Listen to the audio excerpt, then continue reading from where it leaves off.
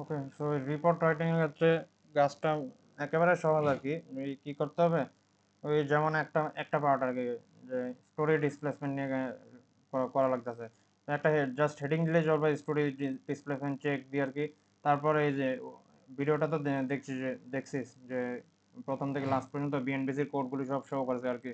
তো সেম আর কি, উনি তো এই যে ভিডিওতে দেখাচ্ছে যে কোন পেজের, এই যে যেমন 503 নাম্বার পেজ আর কি। তো বিএনবিসির এত নাম্বার পেজে এই এত না, এই রুল, এই রুলটা আছে আর কি। তো জাস্ট ওই রুলটার স্ক্রিনশটটা আর কি, যে অতটুকু পার্ট, যেমন এই যে সোয়া লিমিটেশনের যদি রুল থাকে, তাহলে এই এতটুকু, ওই যে এই স্ক্রিনশটটা নিয়ে এটা এটা জাস্ট ওই ওই রিপোর্টের মধ্যে বসায় দিবি আর কি, যে বিএনপিতে এটা লেখা আছে আর কি, এটা লেখা আছে।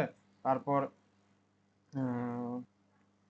যেরকম যত লিমিটেশন বা এরকম রুল আছে, এই রুলগুলি সব দেখাবি আর কি, ওখানে বসাবি স্ক্রিনশট দিয়ে দিয়ে।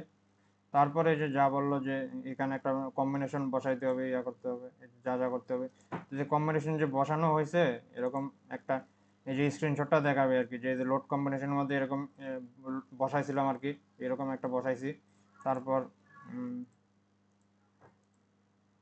এই যে এই টেবিলটা আর কি, আমরা তো আর এখন টেবিল যদি, উনি যেমন টেবিলটা শো করেছে আর কি, তো আমাদের যদি এরকম টেবিলটা না আসে আর কি, না আসলে তখন ওই যে যেভাবে দেখাইছিলাম আর কি, যে আগে যেভাবে বের করছিলাম স্ট্রাকচার ডাটা জয়েন্ট,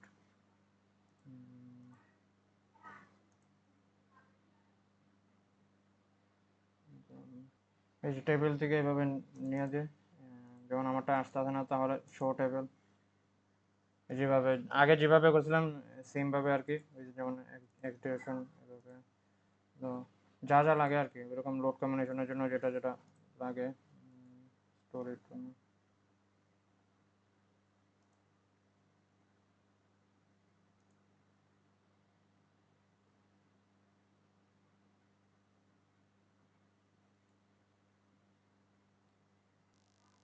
ওকে, সো ওই যে ইয়ার জন্য, অ্যাভারেজ স্টোরেজ দেখার জন্য আমাদের একটা কাজ করতে হবে আর কি, যে টেবিলসে গিয়ে এই যে সিলেক্ট কম্বোসে গিয়ে যা যা আছে, এই কম্বিনেশন আছে, এগুলি সিলেক্ট করে নিতে হবে। ওকে, বা তুই যেটা কম্বিনেশন করে নিয়েছিল আর কি, যেমন তোর তোর প্রয়োজনে যেটা, ওই যে dead load plus 0.5 live load, যেই কম্বিনেশনটা আছে, ওই দুইটা কম্বিনেশন আর সার্ভিস লোড, এই তিনটা তিনটা আর কি, বা সবগুলি করে করে নিতে পারে আর কি তোর এটা। ওকে, ওকে, এটা করব, এটা আগে সিলেক্ট করে নিব। তারপর এখানে গিয়ে শো টেবিলসে গেলে তখন আর কি এই কম্বিনেশনগুলি আইসে পারবে আর কি, শো করবে আর কি।